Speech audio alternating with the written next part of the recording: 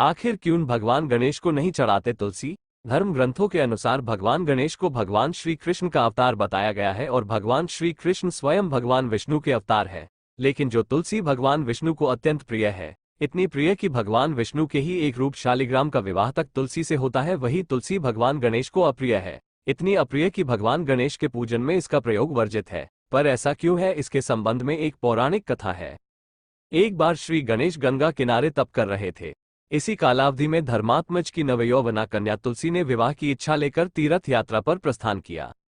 देवी तुलसी सभी तीर्थस्थलों का भ्रमण करते हुए गंगा के तट पर पहुंची। गंगा तट पर देवी तुलसी ने युवा तरुण गणेश जी को देखा, जो तपस्या में विलीन थे। शास्त्रों के अनुसार तपस्या में विलीन गणेश जी रत्न जटित सिंहासन पर विराजमान थे। उनके समस्त अंगों पर चंदन लगा हुआ था। उनके गले में पारिजात पुष्पों के साथ स्वर्ण मणि रत्नों के अनेक हार पड़े थे। उनके कमर में अत्यंत कोमल रेशम का पीतांबर लिपटा हुआ था।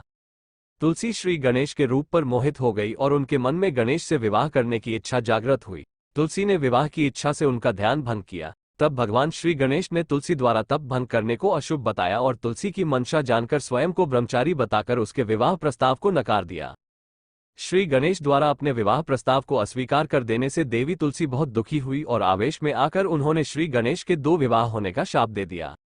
इस पर श्री गणेश ने भी तुलसी को शाप दे दिया कि तुम्हारा विवाह एक असुर से होगा। एक राक्षस की पत्नी होने का शाप सुनकर तुलसी ने श्री गणेश से माफी मांगी।